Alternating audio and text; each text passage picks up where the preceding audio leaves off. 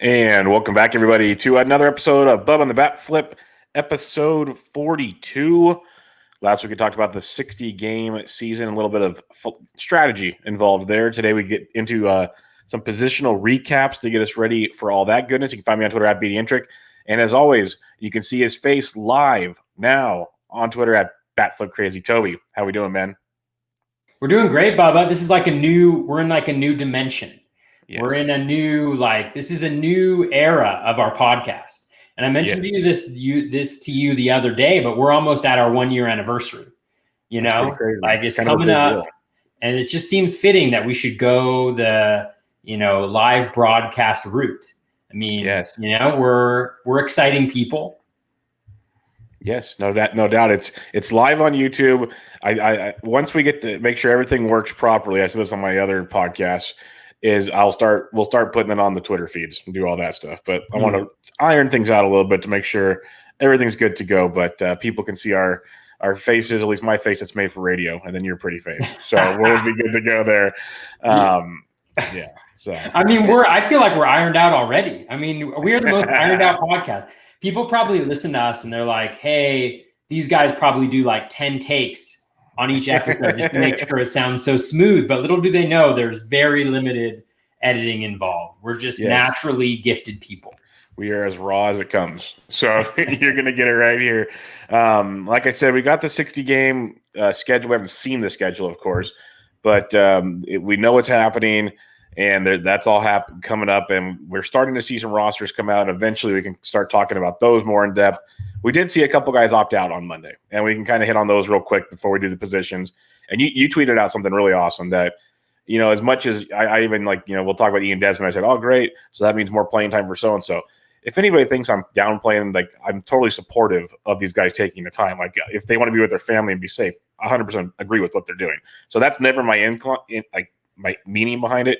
It's more so that in reality, if we're doing fantasy baseball, we have to look at it's like when a guy gets Tommy John surgery. Do we want him to get surgery? No, but we have to look at the positives. So first, Toby, I'll let you have the floor since you have something nice to say if you'd like to talk about that. Oh, you mean my tweet? Yes, you're very nice. Well, I just think number one, it's important just to acknowledge at the front end that, it's people's lives and their health and well-being that's there. And so supporting people, I think the players that do, I imagine that they're going to get a ton of flack. I never go down the Twitter kind of response or Instagram response route, but I'm sure people are getting hammered for it, because they're seen as privileged athletes. But just like anybody else, they have families, their health is the same, right? And a lot of the people who are opting out, it's not even them, it's their families that they're concerned about. And you have to have a lot of respect for that. It's not like they're not giving up anything to do that, right? They're giving up a lot in terms of salary and service time and things like that in order to do that. And then I also think it's just important to acknowledge that we love fantasy baseball. I'm not going to lie, I'm super excited to be playing with the opportunity to play fantasy baseball this year. And then recognizing though that also comes at the sacrifice of people's health and well-being. And you never want that to happen. It's not like baseball is alone in this industry, right? It happens in a lot of different ways, right? The things we enjoy are the fruits of quite literally the labor of other people. And so just acknowledging that, at first, and obviously there's some, it's I acknowledge that, but in the same sense, we got to be excited about playing baseball. That's what we're passionate about. And that's what we know. And so I just thought it was important just to kind of throw that out there, not as hey, I'm really thoughtful or whatever, but just thinking about that, right? Having that in the back of your mind, especially with everything that's going on in the world right now, I think it's important to acknowledge that. So that's about it. But I just put that out there. That's why I wanted you to say it, because you said it. I echoed your sentiments. You said it so much better than I can. So that's why I wanted you to talk about it, because we're excited about baseball, not at their expense, basically. Mm-hmm. But let's talk about you're much more concise than I am. See, that's the thing is I'm long-winded, but. Well, if I get long-winded, I can get myself in trouble, so I just stop. Cool. Let's do that then. Let's keep it like that. But so recent news: a couple guys that have come down. Ryan Zimmerman of the Nationals was kind of rumored to happen already. He's going to opt out this season, and then so is Mr. Ross out of the rotation, which is big if we look at the fantasy viewpoints for one of your favorite starting pitchers in the Nationals. So in reality, my quick glance Howie Kendrick, Eric Thames, even more secure playing time, and then your boy, Mr. Voth. So you have the floor to wax poetically about Mr. Austin Voth. Well, I mean, Voth has just been one of my favorite guys. I have him in a number of different drafts. I think like 8 drafts so far. He has the repertoire. I mean, last year he had 3 pitches with a swinging strike rate above 15%.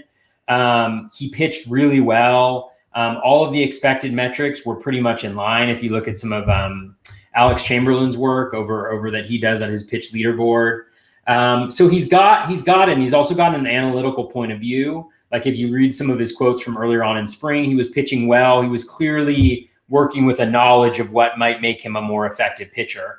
And I think that that's awesome. So he's got kind of everything that you want. And then you drop him in the Nationals, a great rotation. He's going to be a 5th starter. He's not going to go deep into games. He's kind of like, he was between 4 and 6 innings pitched last year. But if he gets the chance to be stretched out, because he worked some in the bullpen with the Nats last year, I think he can go 5 to 6, eventually. I don't know where he's at right now.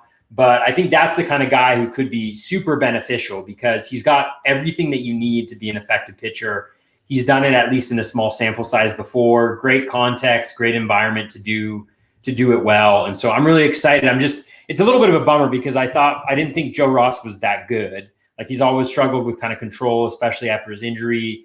And so having the opportunity, to maybe get Voth at a discount because people thought maybe Joe Ross would get drafted, I think that's gone now. So I expect him to move up pretty quick. I think the high 200s, low 300s would be a likely destination for him when all is said and done. And so you'll just have to figure out whether it's worth it or not.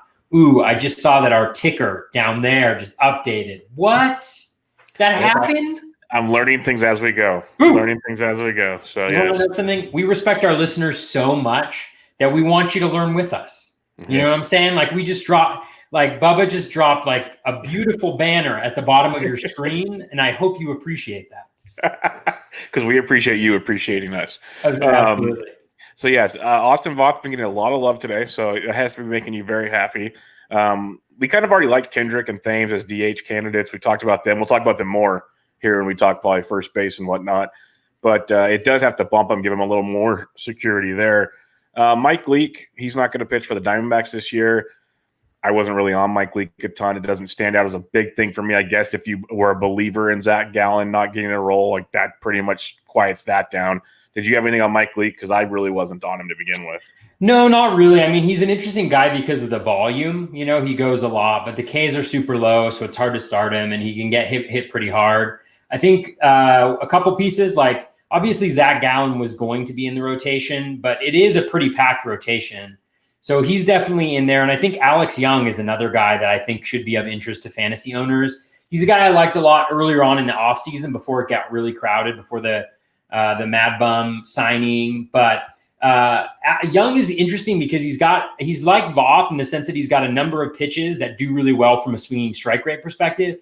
His fastball is god awful, though. I think he throws in like the 88 to 89 range. He's a lefty. He's probably not going to go deep into games. But he could be super interesting because he does have a pitch mix that if done right or with some increase in velocity, I think could be really effective as a late round pitcher or even as a bulk innings guy. Like I could definitely see him coming in, after starters go 3 or 4, especially early on, and kind of maybe scrapping some wins together. So that's really the only piece there, I think. And just going back one tad bit, like on the Kendrick thing, I think it's like it's kind of a double whammy for him but in a good way, like in the sense that like Zimmerman's out of the equation. And so there's like another righty bat to match up against lefties. So we know Kendrick's already probably in against lefties. And then Thames was already going to be in against righties, right? Because I think first base. And so, if Kendrick plays every day and has the opportunity to rest as a DH, he could be incredibly valuable. Like from a batting average perspective, take a check out at his StatCast page. It is phenomenal. So I just wanted to throw that piece in there because it's like kind of 2 pieces of good news if you have any, if you've drafted Kendrick at all before. And I anticipate he's going to leap up there pretty quick too. Oh yeah, no, he's gonna rise a ton. It'll be interesting to see like his rise. You mentioned Voth will go up. We'll see on this Diamondbacks. You mentioned Alex Young, who's an option. Merrill Kelly's going to maybe get another shot. Merrill. Yeah, Merrill Kelly. There you go. You got Duplantier. Everyone wants him to pitch, but right now he's in the bullpen. They have an interesting group to select from for that fifth starter's role. But Alex Young adding another lefty, giving him 3 lefties would be something else in that division, because it's we talked about it before. That West is just full of lefties. So yeah, will be quite interesting. The last one that dropped just a few hours before we were going to record is Ian Desmond is going to be staying at home. He has a pregnant wife and I think 4 other children, I believe the Instagram post said. So he's at home, going to take care of everything there. What makes it interesting is, the other day there was news coming out of Colorado that said Daniel Murphy likely to get the most work at DH, which means, okay, you can move Ryan McMahon over to first. That answers one potential question. That's good. And now with Ian Desmond going out, it could answer another question. Does that free up Hilliard? Like Fangraphs has Hilliard as a platoon in the outfield with Chris Owings, which is an interesting platoon. But you got Hilliard, you got Garrett Hampson, maybe Brendan Rodgers, who I've been wanting to see forever. Then again, it's always the Rockies, so it might be Chris Owings or Raimel Tapia. You never know if they just refuse to keep playing young players. But it's going to be interesting because it just opens up another door for some of these young guys. Like, I've been a huge Hilliard fan, power, speed, and a really good batting average. We'll see how that plays out. But what are your thoughts on maybe Desmond freeing up time for Colorado? Yeah, it's definitely interesting. And again, I would go and read Desmond's Instagram post. That was really good as well. And it's just, So in terms of the fantasy aspect, I mean, I think Hilliard, I love him as just a guy you can plug and play at Coors. On the road, he's got speed, he's got power. We've talked about him before on the podcast. Never live, though, on video. Man, that's like a pretty intense finger point right there. I felt it. Yeah, you felt it. No, I mean, I think Hilliard, I love Hilliard. I mean, I think that, I think there's a lot of good things. The one challenge with Hilliard, there's a ton of lefties. We covered this a couple weeks back. There's a ton of lefties in the West. So the Dodgers are going to be throwing out, I think, 3 or 4 lefties. Mm-hmm. The Giants have 2 or 3 lefties as well. So that's just one thing to consider for there. And so, so with Hilliard, I like him, but maybe a little bit less given the way that things are together. Hampson would obviously be interesting if he got playing time, but I think I just knowing the Rockies, I don't see them going in one particular direction with solid playing time. I think it's going to be a situation where we're all left kind of, unsatisfied with what's going on, regardless of who we have on our team. We're just kind of maybe I can start him. So that's kind of my thoughts. It's the Rockies way. It would be the typical Rockies way. I was actually having a discussion with different people, Chris Clegg and some others via Twitter before this about the Rockies, because we were joking, do they play their youngsters or not? You at least brought the valid point of all the lefties involved. Yasiel Puig, anybody? Just going to throw it out there just for fun. Yasiel Puig to the Rockies. It's our dream. Oh, man. Yasiel and Coors would just be, my goodness, would be something else. So it'll be something to keep an eye on. We'll see how that all plays out. But I mentioned at the top, we're going to start we did full 2-hour plus podcast for each position. If you want to listen to those, go back. You'll get all the information. You'll get all the information you need for the positional previews. What we're going to do this week, the next 2 weeks, preferably, we're going to recap 3 positions at a time, real quickly, just maybe change some philosophy, some players that stand out. And then your listener questions, even this week, answers a lot of things, so we don't have to go super deep. It'll cover what you guys really want to hear. So keep the listener questions coming. It'll help it all out. But we're going to do catcher, first base, third base tonight. Next week, second base, shortstop, outfield. Then we'll be pitching the final week.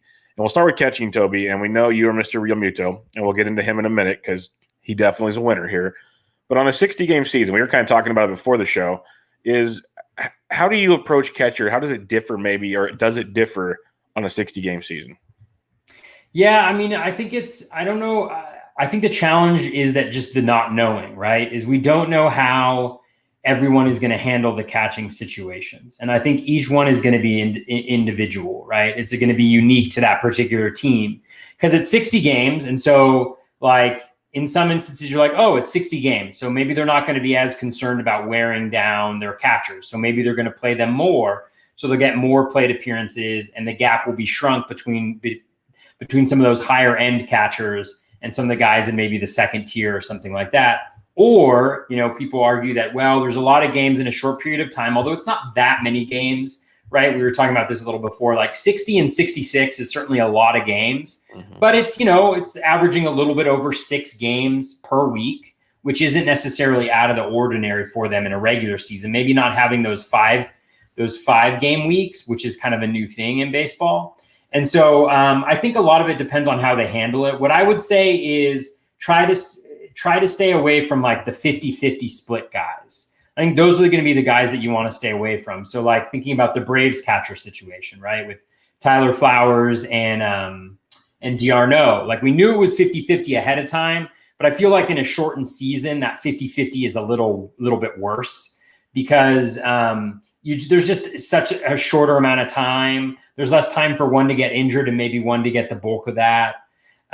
It just feels like getting 30 games out of a catcher position in this season. That could be pretty ugly. It's all relative, of course, but I kind of stick away from guys like that or like a Yan Gomes and Kurt Suzuki, maybe. Again, Suzuki's the better hitter, but if they're going to be a 50-50 split, I think that's really going to take away from Suzuki's value. So I think that there's a possibility that Real Muto. Well, I'll stop right there. What do you think generally about catcher strategy? I could talk for hours. For catchers, I'm kind of with you. I want like Real Muto obviously has a big boost, and you'll get to explain that to everybody.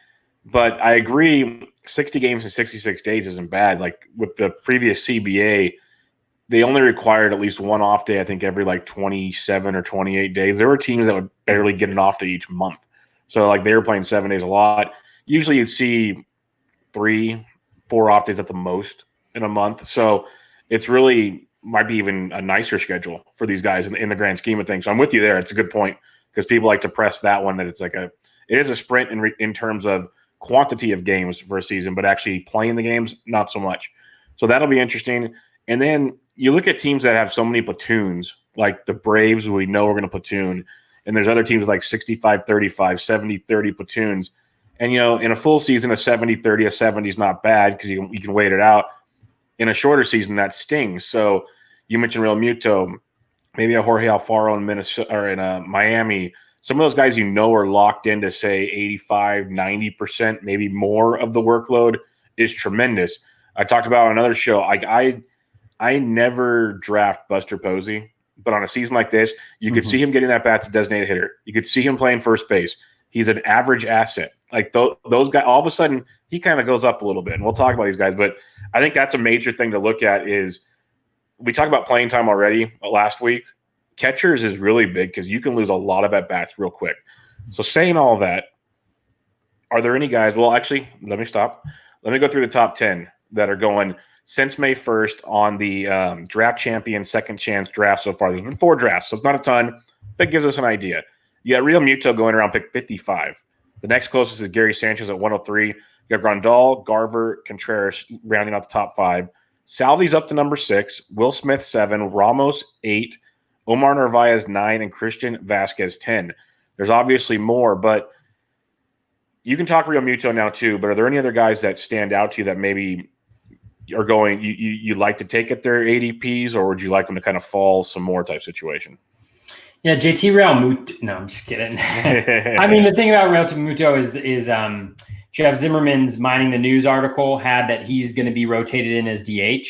And so we were talking before, like it could be a situation where Real Muto catches 3 games in a row and then gets the DH spot. It could be that he doesn't, so it's really hard to know until the season starts. But it's interesting to see his kind of value drop a little bit. I think he's down maybe 10 spots. Or 7 spots from where he was going earlier, although you know how bad my memory is at that. But leaving him aside, like I think that what's interesting to me is Gary Sanchez has fallen like a good amount. And I don't know if that makes sense because the AL East is a god-awful pitching division outside of the Rays. I mean, if you're on the Yankees and the Rays, then I think that might be a guy who gets a little bit of a bump in the shortened season. Another guy getting a bump that I kind of like in that top 10 is Wilson Contreras a little bit. I could also see a situation where Contreras gets maybe a little bit of play at the DH spot for the Cubs. Their hitting is not that deep. You're talking Steven Souza in the outfield or in the DH spot. You're talking Alberto Almora. So I could see an instant where maybe Contreras picks up a couple of spots in the DH. So those are the two guys. Those are a few guys that I think in the top there that might go up a little bit as a result. Yeah, Real Muto for sure. Can't argue that. I like the logic there behind Contreras because I was kind of buying into him bouncing back this year as it was. If you can lock in the at-bats, that's great. Other than that, it's kind of business as usual at this position for me. You can make arguments for certain guys here and there, like Gary Sanchez. Maybe we've seen him hit well in short samples before. Maybe he hits a hot spell. Maybe he crushes your average. Maybe he hits 130. Yeah, exactly. He could destroy you real quick. So it's tough to say. Like it's one of those deals. These guys are all kind of locked in, so I'm not jumping to any conclusions there. But like, let's go to the next 10 for fun here. You got Alfaro. Well, really quick on the guys who go down. Yeah, I think Will Smith to me is the biggest guy who's a down because I think the Dodgers are going to split 50-50 between him and Barnes. And I just think that that's going to be the Dodger way. Like they're going to win that division running away, even though it's a short sample. Like they're just so good. They're so much better than everybody else in that division. And I can easily see them just going 50-50 with those two. So Will Smith is the one guy. And I know that answers a question that we have later on, but he's a guy I think for me is a definite guy I'm less interested in having now than I would be over a full season. No, that's a very interesting philosophy. Dave Roberts was on MLB Tonight on Monday, and they were talking to him. Of course, they didn't bring up any of the pitching questions that started a massive debate this morning about Clayton Kershaw and others. But he talked about they asked him about the DH. How would he use the DH? To nobody's surprise, he said he's going to use it as like a rotating day off and all. Like there's not going to be one guy set in stone. So maybe that changes. But everyone that said like Jock Peterson or this, that, he flat out named like 8 guys. He said he might even let Corey Seager play there. Kiki Hernandez. He literally went around the diamond and basically could foresee so many guys getting days off and DHing, which I could see a lot of National League teams doing because they're not built for a DH. They don't have a guy just to DH like a lot of American League teams do. So just keep that in mind with the Dodgers in that situation. Mm-hmm. And Will Smith could be the same thing. Rest him up and make it work, which would tilt many of us in recent years that thought Austin Barnes was the next big thing and then didn't get to play. The next 10, Jorge Alfaro, Carson Kelly, Sean Murphy, Tom Murphy, Yadi Molina, Francisco Mejia, Buster Posey, Danny Jansen, Travis d'Arnaud, and Roberto Perez. Now this starts to get a little interesting. And guys that could be platooning, that could get more playing time, that could maybe bump a little bit. Is there anybody that stands out to you in these next 10? I like your Jorge Alfaro shout. I think that's obviously a guy who is clearly the number one catcher there. Although Francisco Cervelli isn't a bad backup. And then I love Yadi Molina. I mean, I love him all the time, but I think he's going to get the bulk of plate appearances. He always does. And so it's just a matter of if he can stay healthy, because if he's healthy, he produces, like last year, he didn't towards the end of last year, but he kind of made up for it in the second half when he came back from injury. So a healthy Yadi over 60 games, he's probably starting 52, 53 of those games. Like that could be immense. And then, he could also slot. I mean, he's good enough to be a DH. I don't think they probably will do that, but it's always a potential consideration. Yeah, I like the Yachty shout as well because he is Mr. Consistent, good, decent average for a catcher with the upside elsewhere. So that's definitely something you can peek onto. I mentioned Alfaro. A couple to just watch the Mining the News with Jeff Zimmerman. That could be very interesting. We've always talked about Francisco Mejia has a very good bat. There's rumors out of some beat reporters in San Diego that they might use him to DH for his right-handed pitching. And that can make things interesting. If they don't, I don't want much to do with Mejia in this situation because when you look at their roster resource, they still have Austin Hedges, who was a phenomenal defensive catcher. They got that young pitching. They're going to want some stability behind the dish. But if they can DH Mejia, that becomes interesting. I mentioned Posey earlier. That's more like if you're going to get him late, play your catcher too. But he's going to have that floor where he's going to play almost every day. And he's going to help. He's not going to crush you a ton. Not going to steal bags, obviously. But he can help you a little bit. And then I was going to ask you on our boy here, Mr. Danny Jansen. This is an interesting one because a shortened season. We've talked about there's signs of life. We kind of obviously underperformed. And other things there. Maybe a bounce back coming. Reese McGuire doesn't really scare many people when it comes to taking playing time away. Danny Jansen could be one of those later round guys that could be quite the flyer if you think so. Yeah. Yeah. I mean, it's going to be interesting to see what happens. Like, with Jansen, like, because the AL East is a nice place to hit. I mean, that's kind of the spot to hit. Do we know what happened with Reese McGuire at all? I'll look it up. I know he got busted. He got caught doing things you're not supposed to be doing to yourself in public. A car, in a mall. Yeah, in a mall. So I was going to make a joke when I mentioned him, but I bit my tongue, tried to keep it, polite. But let's just see the first thing that pops. Not Baseball Reference. Let's go to news. Yeah. No. Because I mean, before that, it was looking pretty even split, but maybe with that news, he gets a little bit of a bump. It'll definitely be interesting. I like him on a per plate appearance basis for sure. Yeah, like February 13, he was charged, but he's expected to appear in court on March 16th. Not sure that happened because that's after everything kind of started shutting down. So I haven't seen much else since then. So we'll have to keep an eye on that one. Maybe he can't get into Canada. I don't know. We'll see. Could change everything. But Danny Jansen could be interesting. I'm not going to go down the rest of the list. Is there anything that stands out to you after post 20? Because I know I've always been, I think you're on board with Jason Castro's been a guy that I'm a big fan of. A lot of these other guys are platoon type bats that in certain situations I liked. Not sure I'm as in love with it in this shortened season. Yeah, I mean, for Castro, Castro's interesting. I think Angels hitters, I think non-Astros and A's hitters are hurt quite a bit by the schedule. Yeah, because number one, they go against the Astros and the A's, and the Rangers have a pretty solid rotation. So outside of the Mariners, you're looking at a pretty solid rotation. There's also a lot of lefties. There's 9 lefties in the AL West, and then there's more lefties in the NL West. So a guy who's hitting left-handed, I think it could be a little bit of a challenge. I generally like him just as like a player, but I think this season may not be the best for him. One guy that I do like that's further down is, where is he? He's way down here probably, is actually Austin Nola. Austin Nola is a catcher. Yeah, he's a catcher. He's not catcher eligible yet, I don't think. He's first base eligible, but in a Mining the News article from back in the day, I think Jeff Zimmerman mentioned that he was going to alternate with Tom Murphy every other day at the catcher spot. And if that's the case, everybody's going for Murphy. I mean, Nola was really good last year. And so once he gets catcher eligibility, I think he's a guy who could be successful. I mean, Jacob Stallings, if he's because it looks like Luke Maley or Molly may end up taking over that job, but Jacob Stallings actually looked pretty good. He was a guy I was targeting late.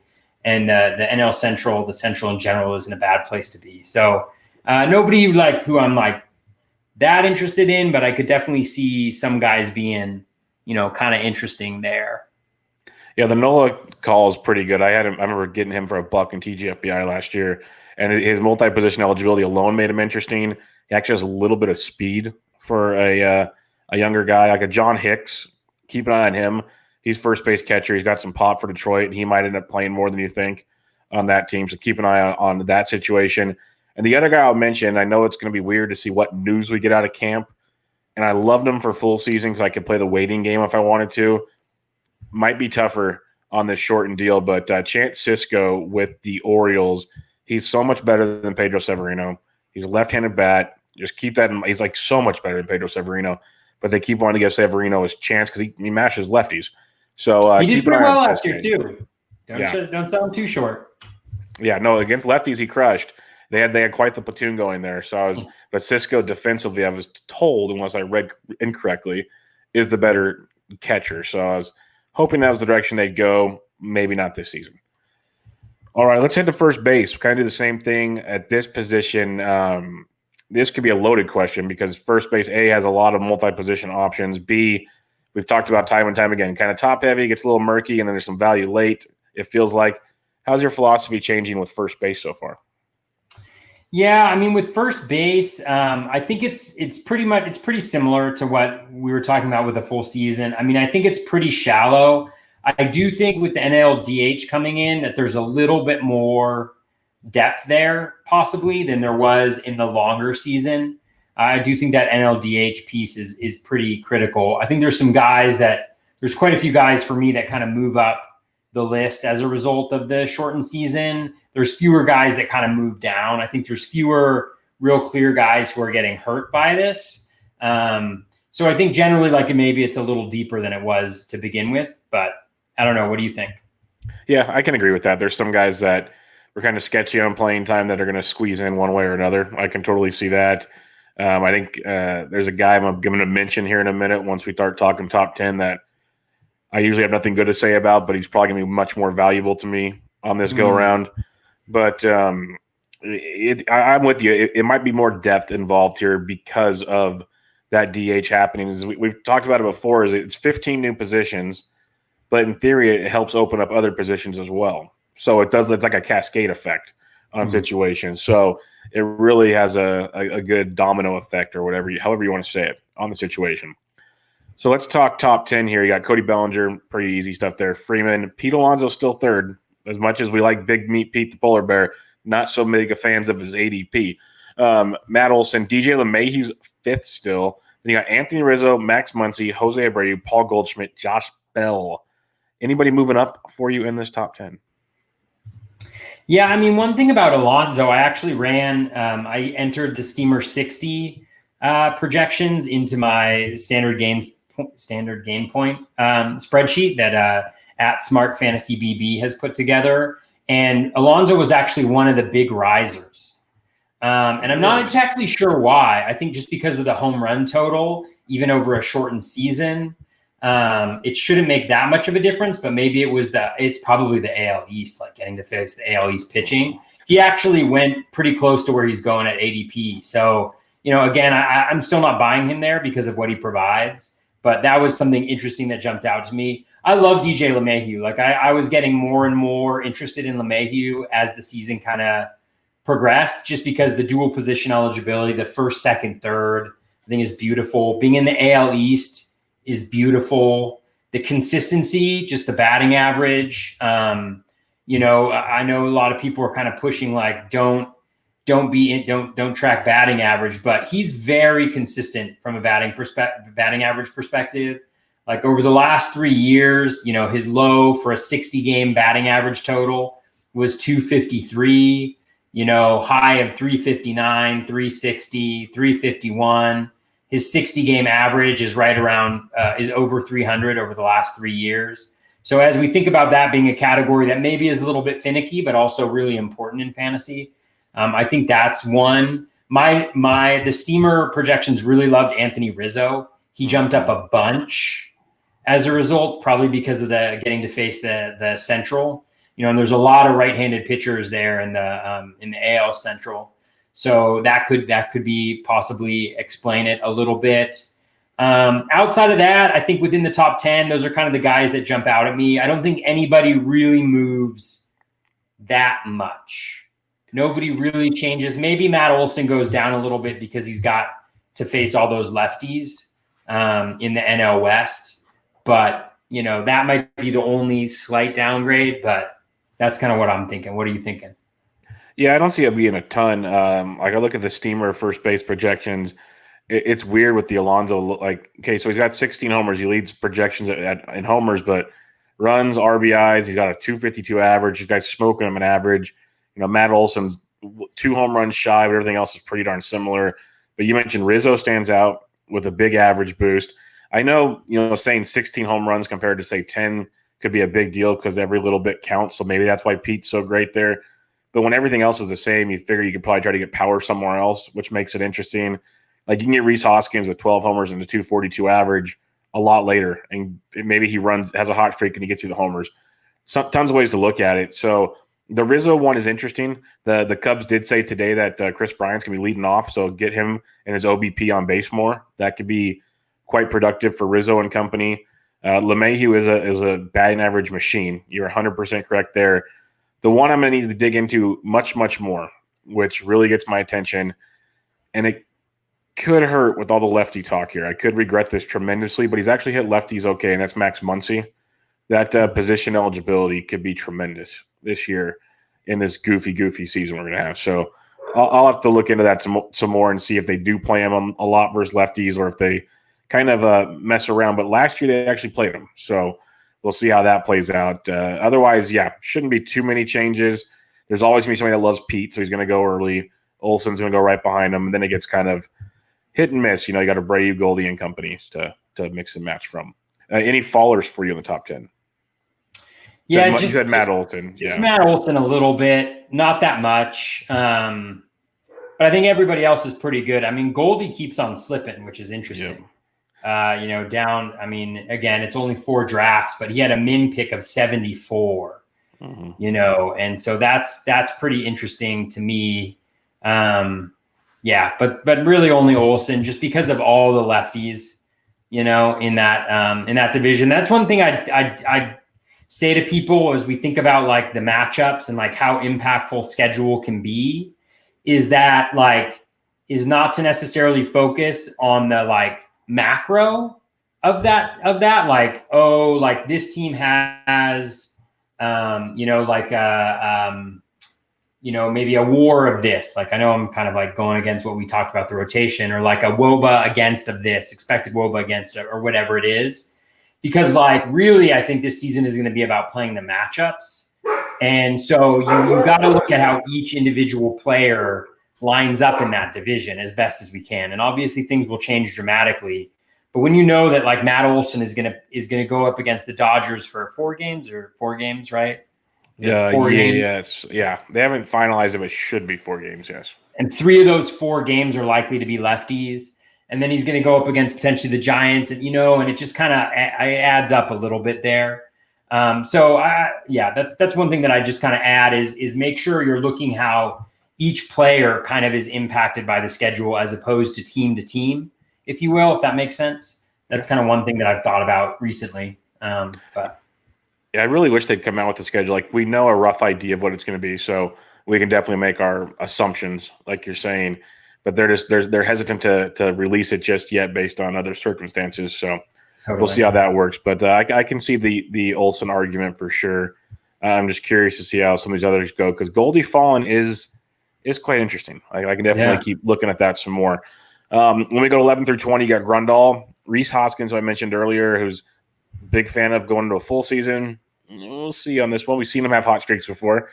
Carlos Santana, Danny Santana, Yuli Gurriel, Edwin Encarnacion, Christian Walker, Luke Voigt, CJ Cron, and Jack Peterson, who, like I said, people swear he's going to be the DH for the Dodgers. I'm not so sure about that. But 11 through 20, who stands out to you as some potential risers?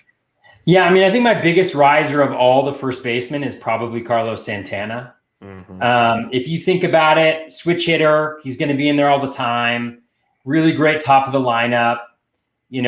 Showed some changes last year, lowering the fly ball rate a little bit. Again, not great for power, but from a batting average perspective, very consistent profile, walks a ton, makes a lot of contact, doesn't strike out a bunch.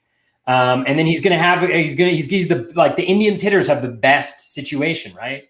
Yep. Because you're going to have the Twins, which have a solid but not spectacular, lineup or pitching staff. Then you have all those lefties on the Tigers, right? That the switch hitting can help out with. You have the Royals, you have the White Sox, you got Giolito, but everything after Giolito is like still a little bit iffy with the White Sox. And then you go over to the NL Central, and there's a lot of lefties there as well, right? With the Cubs. And so I just think that, I think he lines up to me to be the guy who's going to get the biggest bounce out of all of this. The other guy I like is Christian Walker. I think Christian Walker with the DH getting moved in, that's maybe a few more games that he's going to play potentially. And with his profile and the potential speed additions at first base there, because he's got a little bit of speed, that could be beneficial. And he was all around solid contributor, but I think the market has already kind of moved on these guys. Like you can see where Santana has moved up already, and so has Walker. And then CJ Cron, your boy, is going to be like, continues to go up. It's unreal. Like he is just going up. Mm-hmm. He's riding the wave. I can't even remember. He used to be like 250 or below, it felt like at one point, and he just keeps coming. Sure. Keeps coming. Him and Christian Walker. They were both back there. I like the Walker, especially with all the lefty talk we've talked about in that division. That's going to keep him in the lineup a ton. Maybe him and Kevin Cron together is like the new Batch brothers in Arizona. That could be a lot of fun. I love Carlos Santana. That's the one that stood out to me. He's when we talk about building teams, I know at least you and I have talked about it. Some people disagree. They think you want to take chances and do all these things, and hey, that might work. I don't know. But when you want like the stability guy so you can take a chance later in a draft, Carlos Santana is almost as stable as they come. And you mentioned the matchups he has. Look at the projections. He's producing like an Abreu, like a Bell, Muncy. He's close to a Goldie. He's like a little lower in average, but everything else is pretty much the same with a lot of these first basemen that you can get later. And you mentioned the matchups he has are tremendous. I love it. The switch hitting is going to be a great asset there that doesn't get talked about enough with Carlos Santana. And the Indians are kind of frustrating at times, but the top of that Indians order is still very, very good. They're going to put up runs at the top of that order, especially against the bad pitching you mentioned.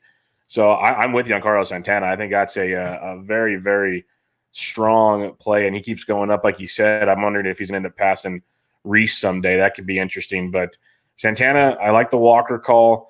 Obviously, Cron's my boy. Like that's going to be eventually he's going to get priced out for me, which is going to be scary. It's going to be very, very scary because people keep just grabbing him and grabbing him. It's going to be very tough to work at. But other than that, like I guess Reese Hoskins, but it's hard to take Reese when I can take Carlos right behind him. Like I really think Reese is in for a good year. I just don't know if he's in for a good 60-game year. That's the scary part. So because he's so volatile on how he can slump or go hot. Depends if you're an aggressive, if you're drafting aggressive for upside, I take Reese Hoskins over Carlos Santana all day long. If you want to do that, because we've seen Reese come into the bigs and hit like 20 plus homers in a 45 to 60 game span. So if you want the risk, go for it. Otherwise, go for your Carlos Santana. Yeah, and one thing, just because I'm wearing the Phillies hat on Reese is I think his the matchup against the AL East is perfect for him. Yes. Absolutely perfect for him. I mean, ton of lefties, god-awful pitching for the most part. I think that's one like kind of check in his direction on the schedule front. I know it was tweeted by the Orioles, and I kind of retweeted it, and others did too. Did you see how horrible that pitching is and how many bad lefties there are? Like, goodness. Like, the Yankees, the Reeses, the baby Blue Jays, like the Orioles, they might win 10 games. No, I'm kidding. They'll win more than that. But, like, the pitching's that bad. It's atrocious. Yeah. So, I don't know. It's not going to be pretty. No. Sure. Alex Fast, we love you. But 2021, it's okay. It's really okay. After the top 20, it's obvious, like you said, it's deeper. There's actually, like, we could do the next 10 if you want, but like, are there guys that are standing out to you that you'll be looking to target? Because there's definitely more that I'm in with than I was on beforehand. Yeah, I mean, going back to the last 10, the guy who I think gets hurt, in my opinion, is Danny Santana. I know that Jeff Zimmerman just had it Minding the News where it looked like the center field job was his, and so playing time is definitely there. I just think that the pitching matchups are going to be tough. That the AL West is facing. Like, if again, you get the Astros and their staff. You get the A's and their staff. You get games in both those stadiums, which are some of the most pitcher friendly as well. Then you go over to the NL West and you have to go against the Dodgers, not super friendly parks as well. So that's one guy. Outside of that, so I would say guys that I like that have kind of gone up. Howie Kendrick, obviously, we talked about him. He's got dual position eligibility as well. I think Renato Nunez, again, like in the shortened season, the Orioles with some of their moves, again, like they can still add guys to the 60-man. But with some of their moves, it looks like they may be pressing pause on having any of their top prospects come up, like Ryan Mountcastle. Right? It makes me so angry.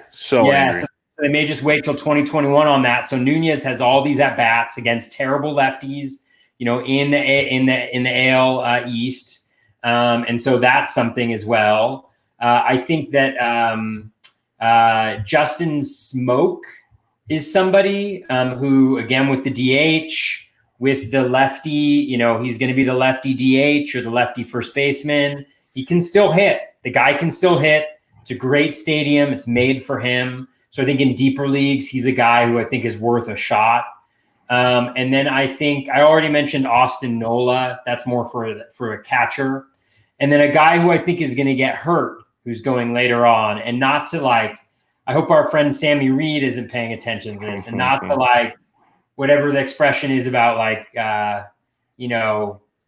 inflicting more pain on something that's already painful. But Eric Hosmer, a lefty in a super lefty heavy division with good pitching, and then going over to the AL West with the good pitching and bad ballparks, just not necessarily, I think, the best scenario for him. And I think both of those divisions also have quite a few lefties. Yeah, there's nine in the AL West, and then there's 10 in the NL West. So 19 of the 50 starting pitchers in those two divisions. I don't know if it's 50. I don't even know. Yeah, 50 are lefties. And Hosmer has a pretty big split career-wise, lefty-righty. So just something to think about. Yeah, no, it's I liked Hosmer coming into the year as a late round corner infield target. Have some fun with it, see where it takes you. But I could see it being a little bit trickier these days. A couple guys that stand out. I do like the Renato Nunez. That's a nice late power source guy. Big pop there. I think Evan White's interesting, a righty in that lefty-heavy AL West and potential NL West situation. Good hit tool, keeps developing power each step through the minors. A lot of prospect guys really like his approach to the plate. So I don't know if a shortened season is the best way for him to find it, but he's going to get the at-bats. So he could be an interesting target there. Obviously, Howie Kendrick is tremendous. I like the smoke call. Garrett Cooper, I've talked about him before. He's one of the head DH options for Miami. He's basically free in drafts, so he could be a lot of fun as well. There'll be a few. The last one I'll mention is if Kevin Cron does get the DH role with Arizona, he's going to split it with Jake Lamb, so it makes it a little tough to play him every day in weekly leagues. But with all the lefties out there, like in FBC, you can play him 1 week, first half, second half. It could line up possibly. Or daily leagues, I think Kevin Cron's tremendous because that guy literally can hit home runs at ease. He can hit 4 in a week if he gets going. Give him the at-bats. So Cron, I'm a big fan of his. Just look at his StatCast page. It's all or nothing. He either gets out, usually by strikeout, or he puts one like over the wall. Like it's crazy what he does. But there's a lot to like at the first base position. It is a lot deeper. I think it's a good place to find late power for sure. Absolutely. All right. Last but not least, we go to the hot corner across the diamond to wrap up our corner infield approach. Third base. It's a position we talked about before that feels like, there's a good 10 to 12 or so, maybe a little deeper. Maybe it goes even like the 20s at times of viable third base targets, and then it just kind of goes poof. What are you seeing looking at your early analysis on a 60-game season? Yeah, I think it's still similar to that. I think there's some really intriguing guys going late. I think some real kind of boomer bust guys, your Scott Kingerys, your Ryan McMahons, those type of guys, but there definitely is some depth. I mean, what I've done in a lot of drafts is, I've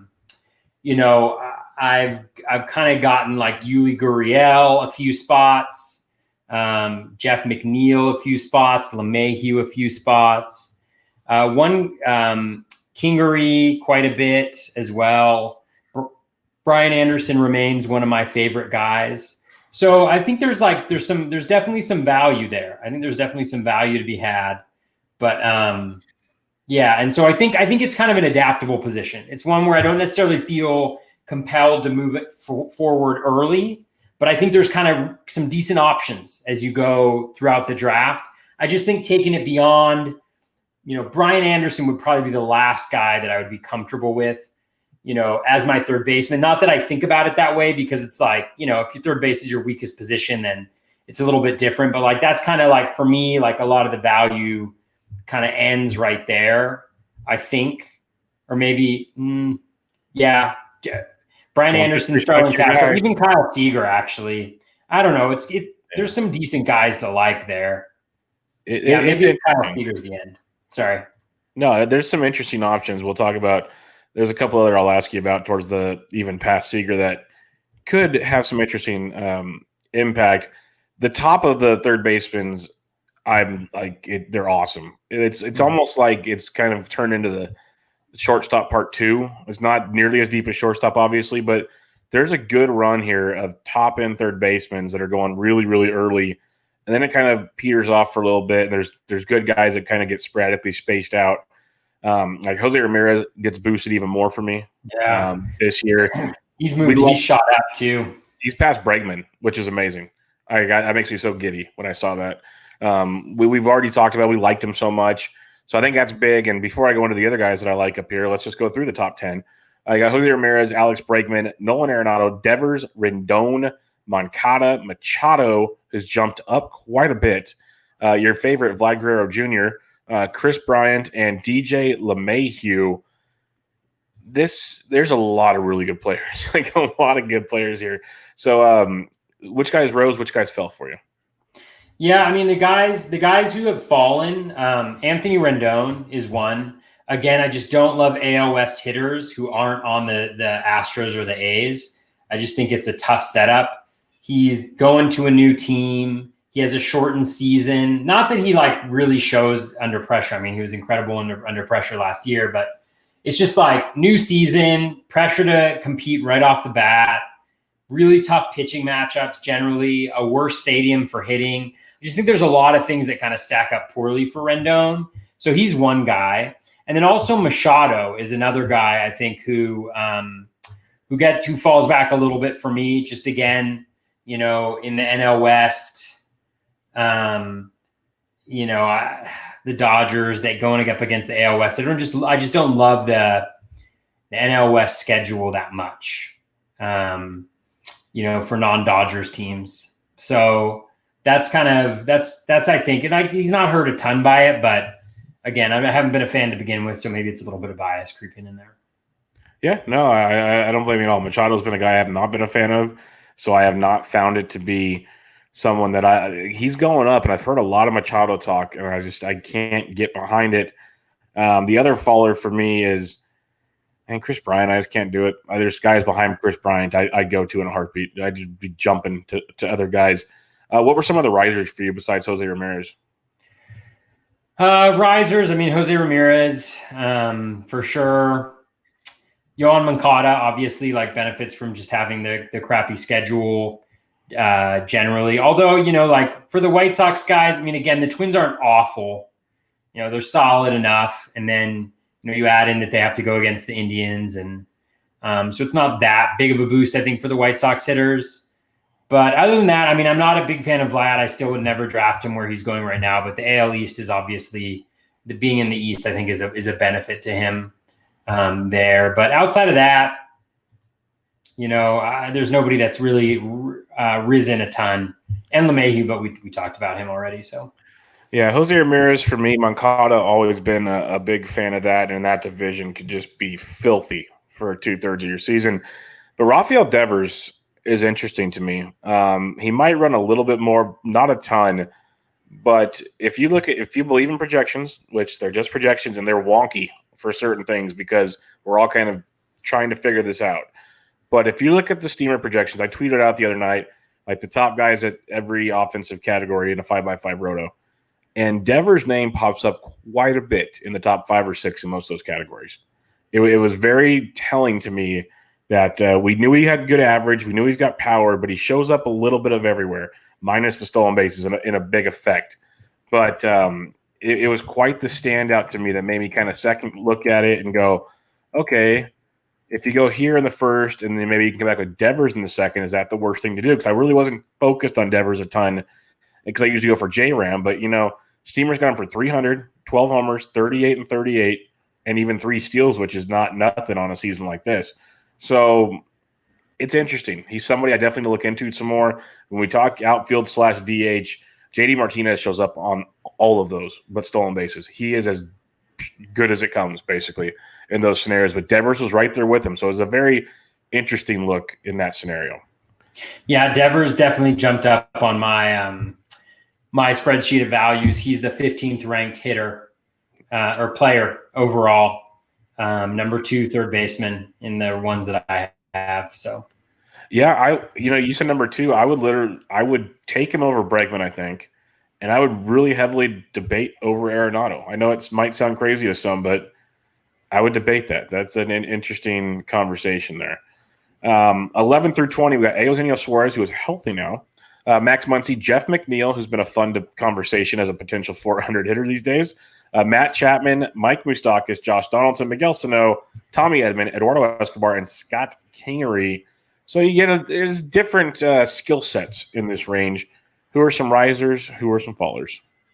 Yeah, I mean, Josh Donaldson, I think, is a huge riser here. I mean, I have him as the 54th best player overall in my spreadsheet based on his Steamer 60. Now, again, like this is an initial run. I normally use ATC projections, or else like a combination of a number of different projection systems. So very much subject to change, but he rose about 35 spots, from where he was previously, given the schedule. I mean, the schedule is just gold for him. He could just absolutely crush. So Donaldson definitely, and I mean, going as like the 16th third baseman. That's crazy. Crazy talk. Oh, absolutely. I think Mike Moustakas also benefits. Obviously, like, he's going to be hitting in Cincinnati, which is a benefit to begin with, but then having the Central be where he's going up against, I think that'll be a real benefit to him. Add in the DH where he can go occasionally, just to get a little bit of time off. I think that's a little bit of a boon for him. A guy that I that I'm starting to really love, Tommy Edman. I think he's a huge benefit of the DH. I think he gets moved around everywhere, multi-position eligibility, the stolen bases. Like a lot of times, like I've really been into Tim Anderson early on. Part of me now is like, well, I can wait and get Ahmed Rosario.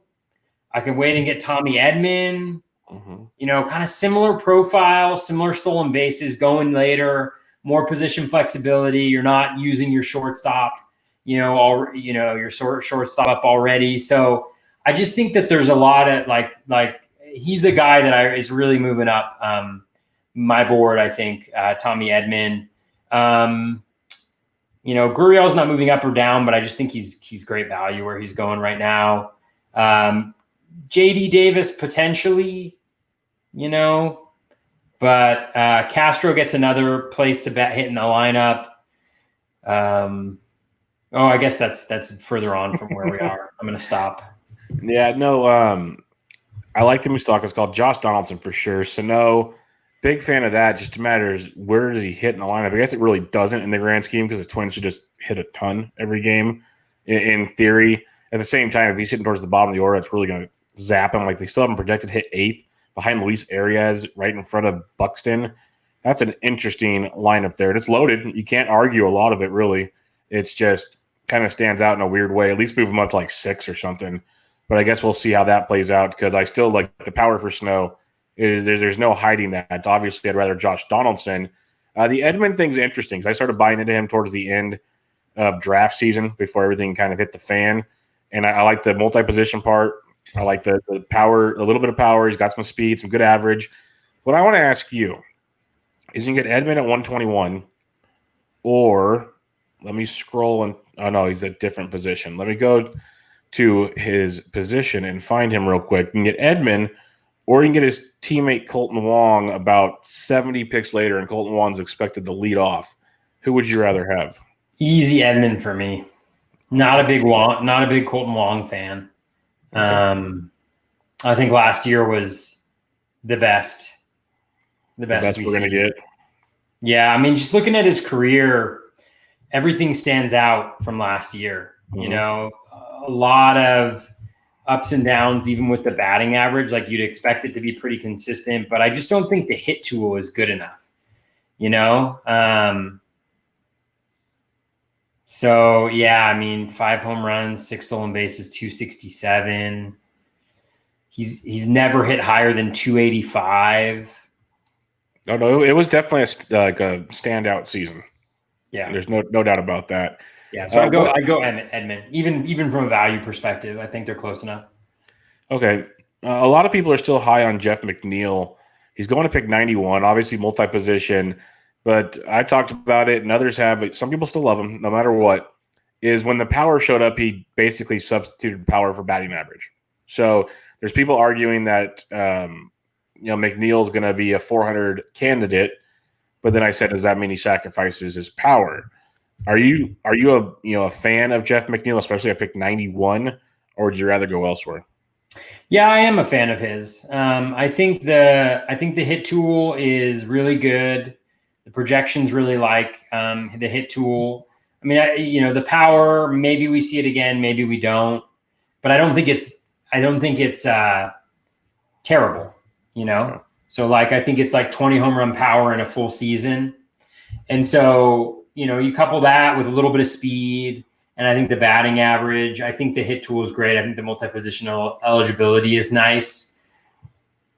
So, in a couple places I got like LeMahieu and McNeil, which is nice. But, with my start, like I'm normally really shallow on speed.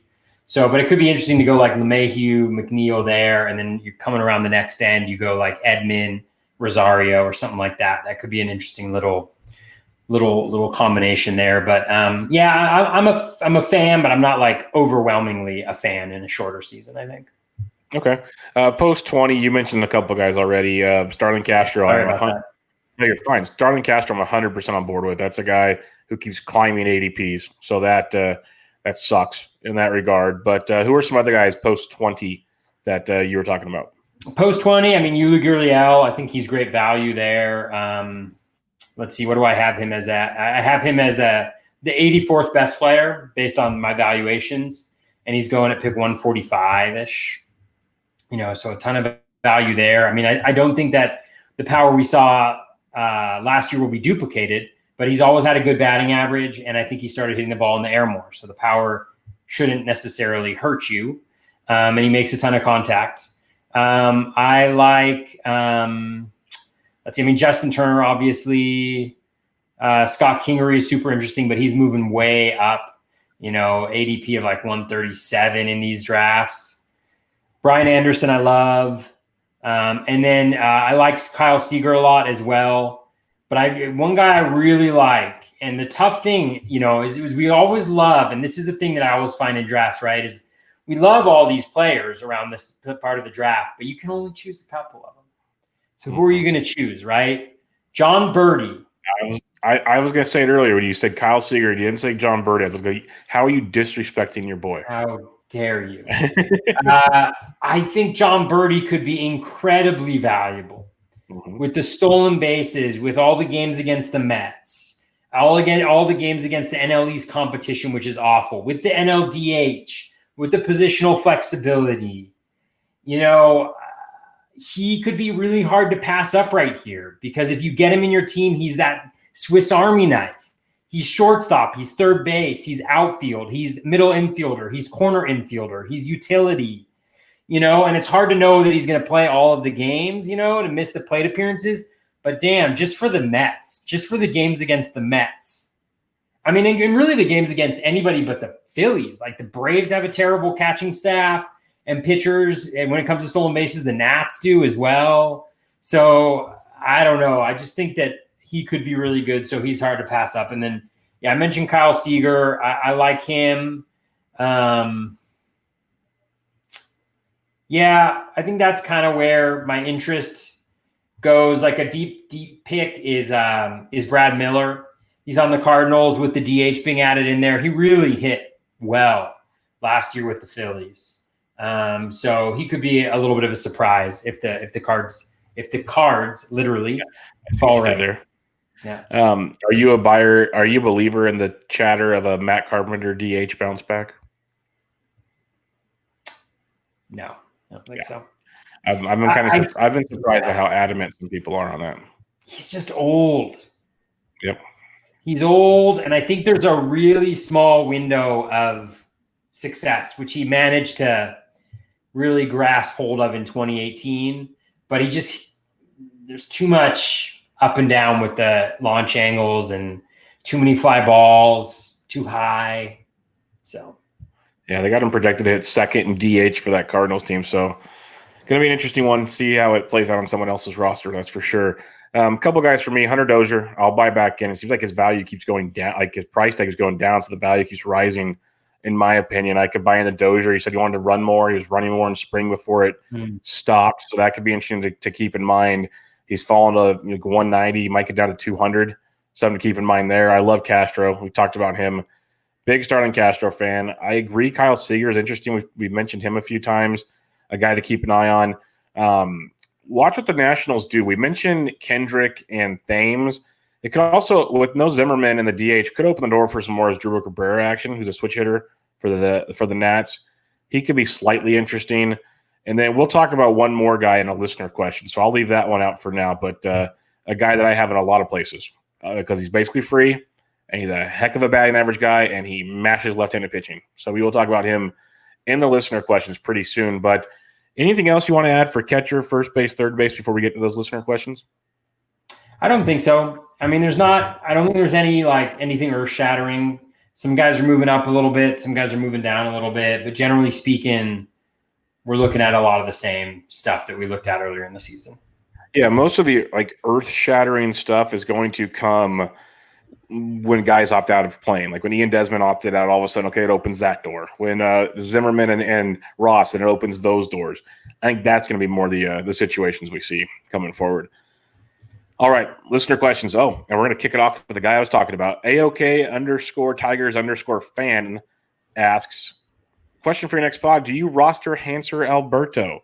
He's always available late in drafts. I picked him up on waiver wires in Dynasty last fall. Lots of hits. Where's the love? Mr. Tigers fan, I roster him in a lot of places because second base, third base eligible, hits towards the top of the Orioles lineup. As bad as they are pitching-wise, they have a weird young offense that somehow puts up a handful of good games a week, and he destroys lefties, destroys them. So I love him. It's hard to find late batting average assets with upside in other categories.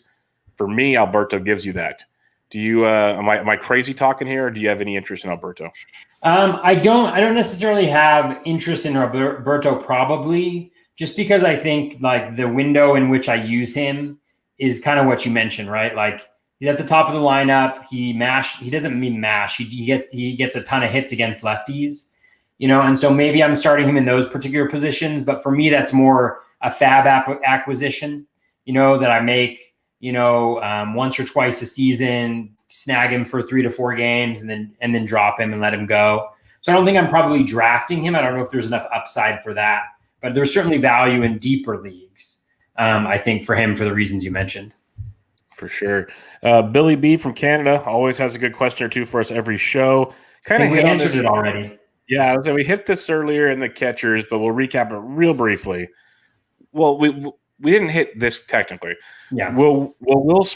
Was Will Smith the catcher from the Dodgers mini breakout for real? Okay, what you said, and I kind of agreed with, is he might not play enough, so he's not worth really drafting at his price this year. But was his breakout for real? Yeah, I think he's got a lot of when we talked about this, I think in the catcher pod episode. Yeah. I think he's got a lot of what you want. I mean, he's got great plate discipline. He makes a lot of contact, especially for a catcher. He's not going to have a really high strikeout rate. He can hit the ball really hard, and he hits the ball in the air a lot. So he's got a lot of the boxes that you want checked. So I do think he's going to be a very good catcher fantasy-wise for years to come. I do not think this year will be the year to get him, just because I do think that just knowing the Dodgers, knowing how they probably want to play it with him, Austin Barnes being the veteran, I think it's likely we see a 50-50 split there. Again, I haven't read anything to say that. It's just, intuition and thinking about that situation a little bit more. No, and it makes a ton of sense because the Dodgers, they're going to Dodger. So that's what they do. That's for sure. And we all hate the Dodgers. So. Yes, we all do. It's a common theme, a united front on this podcast. Yes, for sure. Dave Petroziello at DPeter12676. Good old Dave. We kind of hit on it. We can recap real quickly the guys we were talking about. Can any catcher be worth a bit more than we originally thought because they'll play a higher percentage of games in a shortened season? He says, Carson Kelly. I know we talked about a few guys, JT Realmuto, Wilson Contreras, Jorge Alfaro, a few others. What were some of the guys that I mentioned? A few. Were there other guys that might stand out with playing time wise? Yeah, I mean, I think those are most of the guys. I think, yeah, I mean, yeah, Contreras. Yachty, I guess. Yeah, Yachty. I'm not a Carson Kelly fan. I'm sorry, Dave. I just don't know if he's got it. I think he started out pretty hot and then he really fell off there. And I also think that Arizona, like with the addition of the DH, maybe the defense that is Mathis the backup there? Who is the backup Stephen there? Vogt.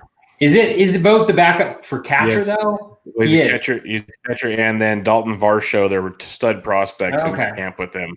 So yeah. So I mean, it's certainly possible, but I'm not that much of a fan.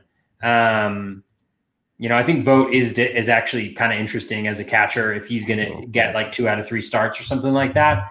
As a guy you could maybe stream in or get in deeper, like draft Champions League type things. But I think we covered all the ones that are set to great value. I just think that there's so many questions about how each team is going to handle that catcher situation that we just don't know yet. And I think that's where Jeff's mining the news and those types of really staying on top of how each team is going to handle this scenario. Because it's like you saw with Alex Anthopoulos saying the Braves are in a position where guys for the first times through are probably not going to throw 5 innings. But then, Shelton on the Pirates was like, our guys are already up, throwing enough pitches. So I think it's really going to depend on how they've been handling guys and how they're looking at the future, right? Too. I mean, Real Muto is a free agent after this year, I think.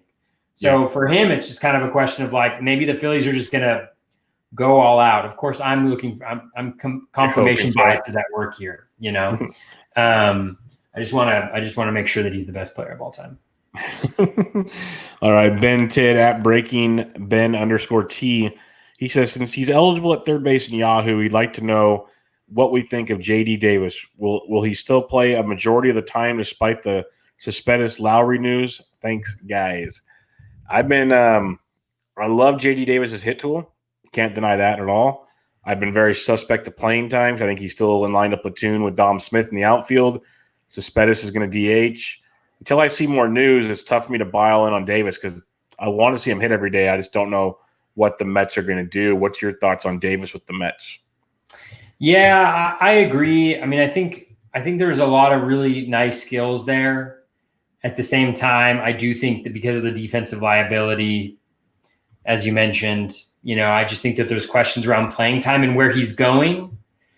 I don't know if I don't know if peak him is better enough than some of the guys going around him to justify that. It's kind of like, Hunter Dozier is a guy I didn't talk about, but he's pretty good and he's going to play every single day. Brian Anderson going to play every single day. Pretty good player. Starlin Castro. So I just think it's a value proposition for me. And yeah, he provides some batting average, but not a lot of speed. So there isn't necessarily anything that jumps out, and he hasn't done it consistently. He did it last year. So for me, I'd say I'm not that interested, but who knows? Yeah, it's tough. You mentioned Dozier, a big fan. I'd rather Dozier over JD Davis for sure right now. So very tough stuff there. Dave Swan at the Vithius asks, capitalizing on every category will be crucial for Roto. Those positions aren't traditionally great for speed, the ones we're covering tonight.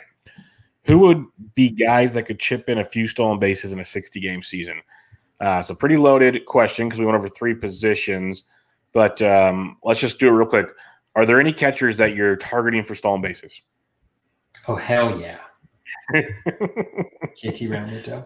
Okay. Let's go to first base. Bellinger is an option to get you a few steals, but there's not a lot of guys that really stand out to me unless you're going super late at first base. Is there anybody else that you look for steals? Danny Santana and Christian Walker would be 2 guys who could steal a little bit. I know that Evan White is pretty athletic and pretty fast too. So that could be a possibility, but nothing's really jumping out at me there. Yeah, for tonight's show, I think third base is where you want to go. I know we'll both agree on J-Ram. That's pretty much in the bag. I think we both agree Moncada has a little bit of speed up his sleeve. We've talked about him before. After that, McNeil. Edmund, your boy. That is a very Kingery. Oh, I love Kingery. Yes, Kingery's a good one. McNeil used to run a lot. He hasn't run the last few years. I don't know because he's always been battling hamstring injuries. So that's something to keep an eye on. Maybe he's healthy. Maybe he runs. Don't know. But you mentioned Kingery, Edmund, Moncada, J-Ram, your boy Birdie.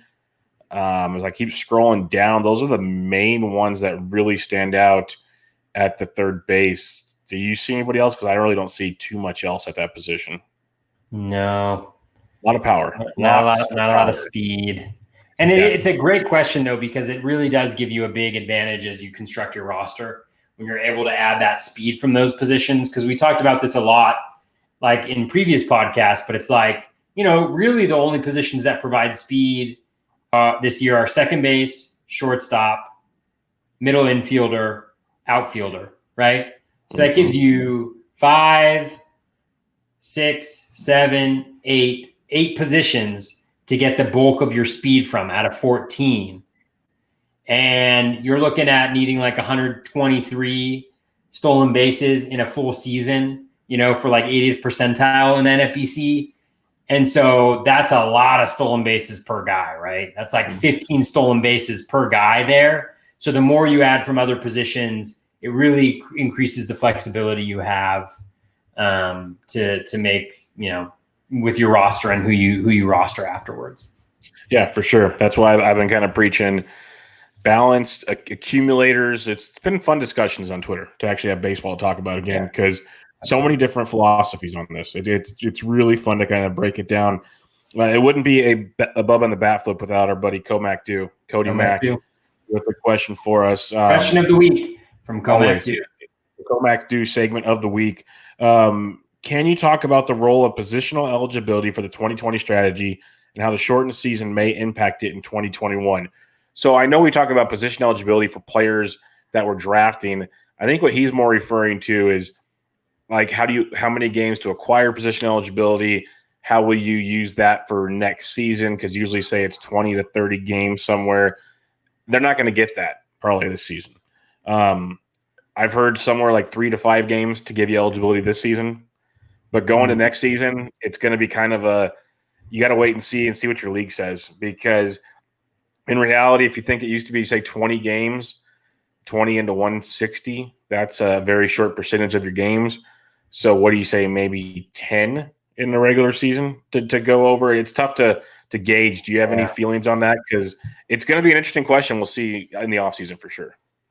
Yeah, I think the fairest thing always to do is just 60 divided by 162, which is 37%. And so 37% of whatever you usually use to determine that eligibility, I think should be used. And I think that should move forward just like that, So, I think you gotta respect that for next season for 2021. Because theoretically, relatively speaking, it's the same. Yeah, no, that makes a lot of sense. That definitely makes a lot of sense. Like 22, 23 games, give or take, will be your wheelhouse in that scenario. I do think regular position multi-eligible guys are going to be super valuable. Yep. I think that trying to create the best roster each week, the more flexibility you have. I love how on your pod, which was awesome with Phil Dussault, earlier this week, I don't know why it hadn't really registered to me, but he was like, when he said there's the new DH rule, that means there's 15 additional hitters that are going to get plate appearances, every single year. And I don't know why, but when he said it like that, I was like, damn. And so there's going to be more depth on the waiver wire in terms of hitting and later in the drafts. And for me, it's like, that's going to provide a lot of flexibility as long as your roster can accommodate it to get the best 14 hitters on a week-to-week basis, on a day-to-day basis into your lineup. And I think that's going to be massive over 60 games, over a shortened season. I think it's just going to be absolutely huge. And so position flexibility is something that I'm going to be prioritizing heavily, probably more than I should. And there's also just so many unknowns about how many guys are going to get injured? How are we going to handle this? How are we going to tackle this position, that position? Oh, and one guy for catcher who I forgot to mention is Isaiah Kinner-Falefa. Multi-position eligibility. There's a lot of and there's a lot of talk about how he looked great in spring and how he was going to get everyday plate appearances. And so if that's the case, that's one thing to be monitoring. But anyways, that was a little bit of a tangent. No, for sure. And yeah, I'm a big multi-position guy. That's one thing I think listeners by now for the shows have to know. I think I mentioned multi-position eligibility. If you were playing a drinking game, you would never make it to the end of the show because I say it all the time because it's a real important thing for me this year. I think it's going to be huge, really huge. Hitting the water hard every time you say multi-position eligibility. There you go. Smart. Play fantasy smart, just like that. Yancey Eden, good old Yance. Do you scholars? He's so I like that. I like that, scholars. Because to be honest with you, we're both intellectuals. Yeah. We're gentlemen and we're scholars. Yeah. Fantastic. Do you scholars think the market has been slow to react to the news of Eugenio Suarez being fully healthy? Where does he rank for you among third basemen, assuming he is fully healthy and starts the opening day? I would say they've been kind of slow. I'd have them a healthy Suarez. I'd have him ahead of Vlad. I'd have him up there around 7. I'd probably have him ahead of Machado. I'd probably have him about 7 or 8, give or take, if you look at the ADP right now. I know you're not a big Rendon guy, but where would you have Suarez fully healthy, where things are looking right now? I don't know. I mean, I think he's probably just right, but yeah. I mean, I might drop him a little bit because I'd hop Donaldson over him for sure. I just don't love the profile. And yes, he's healthy, but he's still injured that shoulder recently. Shoulders are tough. Doesn't provide batting average, really. Doesn't provide stolen bases. Just not a guy I want early on, really, unfortunately. Well, if I'm in leagues with Toby, more Suarez for me. That's the beauty of it. But that was a very scholarly response from us. There we go. I believe, last question of the day from Doug Fraley Jr. at Doug_Fraley. There seems to be quite a bit of talk about NL pitchers now losing value, having to face the DH in their league. However, I don't see as much talk about them possibly being pinch hit for less. Seems to possibly cancel each other out, at least outside of the elite tier pitchers. I'm kind of confused because if there's DHs, they're not getting pinch hit for a period. Yeah. I think what he's saying is we are taking away from NL pitchers because they're going to face the DH, but we're maybe not maybe the volume is going to be more because they won't be pinch hit. Oh, they'll get more innings. Yes. Yeah, they'll get more innings. I definitely have had that discussion. I've seen that discussion. That is a legit discussion because I've said that about – I got the Siege, good old CJ Kaltenbach, decided to – when I said, guys like DeGrom, the elite pitchers, that all of a sudden, instead of after 6 or 7 innings, they might get pinch hit for and he loses his game and he's at like 105 pitches. We know DeGrom probably has like 15 more pitches in him. He might get another inning out of him. Or maybe there's a pitcher at 95 through 6 and they pinch hit because it's a tight game. Now he goes back out and gets 2 more innings because he gets, things handled quickly. I could see that happening quite a bit. Yeah. Yeah, I mean, I think it depends on the pitcher too. Like in those elite situations, potentially. But at the same time, like, the worst pitchers. I mean, I think the NL DH is a huge change. I can't remember who it was. I think it was either Jeff Zimmerman or Derek Carty who was saying it's like 0.3 on your ERA. Like that's the change, which is incredibly significant. I mean, that's a massive change. And I don't think the additional innings pitched overcomes that because the assumption is that those innings are good innings, right? And we know that a lot of the pitchers who aren't elite, like DeGrom, get the third time through the order penalty. So it could be their worst innings, So I think for me, it's the NLDH way outweighs any additional innings pitch they might get. Maybe it helps out some of the elite guys, potentially. But at the same token, like a lot of those guys are already winning. And so they're kept in the game because the defensive element or keeping runs off the board is more important at that point in the game than not. So I really do think that it weighs incredibly heavily towards the NLDH. I think it's an overall pretty significant hit to NL pitchers, as I think you'll see a lot of people. I mean, the change in the short season for pitcher value was the thing that stuck out for me the most. The most in a lot of the changes to my valuations when I plugged in the new projections for 60 games. Shane Bieber, 11th overall player, using these new Steamer 60 projections. Well, that'll make Dave McDonald very, very happy. Dave McDonald will be very happy. Yes. Even Charlie Morton is up to the 23rd because all those NL pitchers are fall backwards. Yep, they fall quite a bit. Yeah, they really do. And so, yeah. And I think, and I would definitely take a look at the projections because they're going to be the best at integrating all of the different factors into it. I'm really excited to see ATC updated projections and then Derek's when he comes out, because I know that they're maybe a little bit more in tune with scheduling changes and weather and things like that. So yeah, ATC, he's supposed to come out very soon, but he accumulates multiple things. So he's waiting. I talked to Derek yesterday, I think it was. He's just waiting for the schedule. That's all he's waiting for. And so he's literally in a waiting. Like if the schedule was out yesterday, we'd have the Bat X right now. But it'll be interesting. He tweeted out something pretty cool about the NL teams with the DH, which one's got the best WOBA advantages and whatnot. The Rockies actually had the worst. It was pretty interesting. Like the players, it was an interesting little tool he had there. But I'm looking forward to it because as much as I like to use StatCast for my analysis, I'm very excited that his projection system is like StatCast enhanced. So I think that's a lot of fun to kind of play with that. But they're all great in their own right, and that's why we love using them all. And that's why ATC is kind of the easiest or best to use because it accumulates all of them together type deal. But it'll be a lot of fun to see that all play out. For Ariel's projections, he did list out who got the biggest boost. So the guys in his ATC projections that got the biggest boost, Yoenis Cespedes, Aaron Hicks, Rich Hill. So guys who were coming back from injury. Clevenger coming back from injury. Nick Senzel, Jay Bruce, potential DH for the Phillies. Ryan Braun, your boy.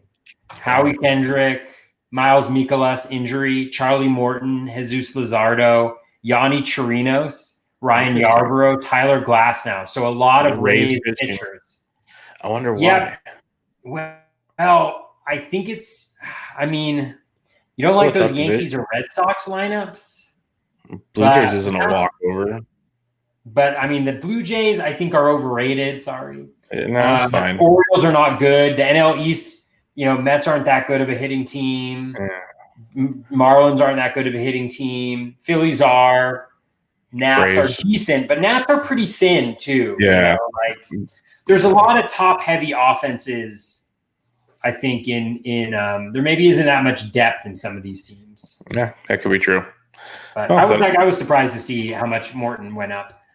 That's quite a shocker to get that much Rays love like that. They're good. Yancey will attest, but that's good to see because I'm looking. That's why we need these projections. Quick, boys, let's go. Nothing else to do. And we need a schedule.